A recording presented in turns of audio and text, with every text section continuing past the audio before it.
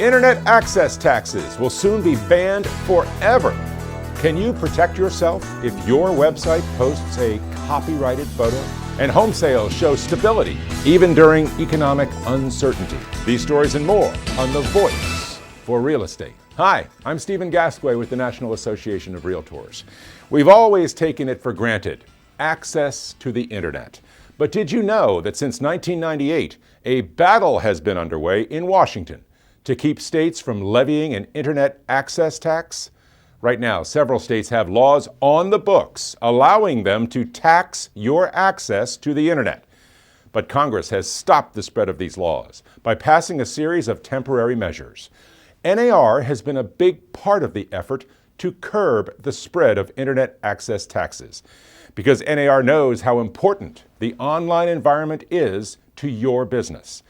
Well, now free access has won, because President Obama has signed a law permanently stopping the spread of access taxes to other states. Plus, the states that already charge the taxes are required to repeal those laws by June 30th, 2020. NAR's Evan Lydiard has more. This is one of those issues in Washington where what seems to be, it should be easy, is actually quite hard. For 18 years now, we've been trying to get a permanent ban on internet taxation, but it hasn't come together, and even though both sides agree it should be done, we haven't been able to get this done until this year. So it's nice to have it finally done, and it's gratifying for realtors to not have to worry about this anymore. There is one internet tax measure that NAR does support. It's called the Marketplace Fairness Act, and it would end the preferential sales tax treatment many online retailers get compared with brick and mortar businesses. That bill is still working its way through Congress. Are you protected if a copyrighted photograph ends up on your website?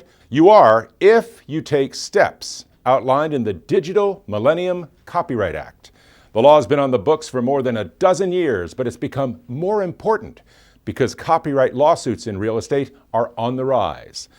Among the steps you need to take: first, have someone in your office register with the U.S. Copyright Office as a point person.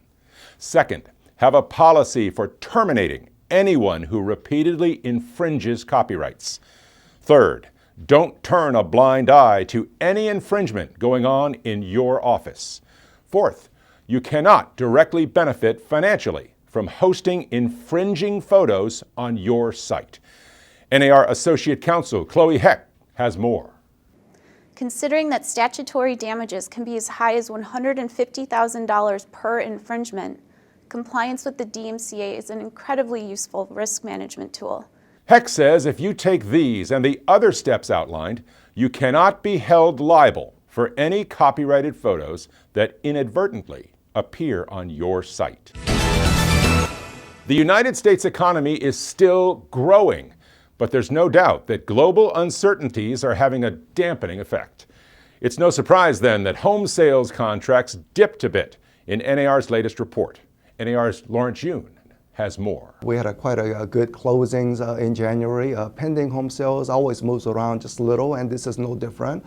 Our view overall as a stability, and in fact, it's not falling in relation to what's happening in the stock market, so I'm actually quite surprised that it's holding on. So this is an indication that the home buying momentum still is out there. One thing that will help real estate markets and the economy is more new home construction. Yoon says builders and policymakers need to offer education to address the shortage of skilled construction workers. More than $100 billion of U.S. real estate last year was sold to people from outside the country. One way to position yourself for this business is to attend international real estate conferences.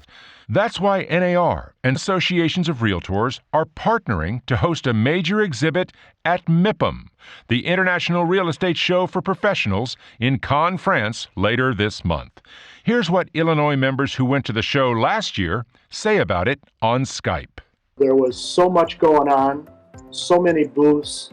It just overwhelmed us. I don't think we expected to see that spectacle that was taking place. First year, there was so much to take in. There were so many great people to meet that I had to come back for a second time with a formal strategy of how to tackle such a large conference with so many major players. People always ask me, hey, is it worth the time and the money that you spent? Well, I have proven that it does pay, and it pays big time. A delegation of more than 100 Realtors will be attending to make global business connections and drive foreign investment to the United States. And that's our show for the week of March 7th. You can get more on everything we talked about today at the Voice for Real Estate page on Realtor.org. Thank you for joining us, and be sure to join us again as we bring you the latest news on the Voice for Real Estate.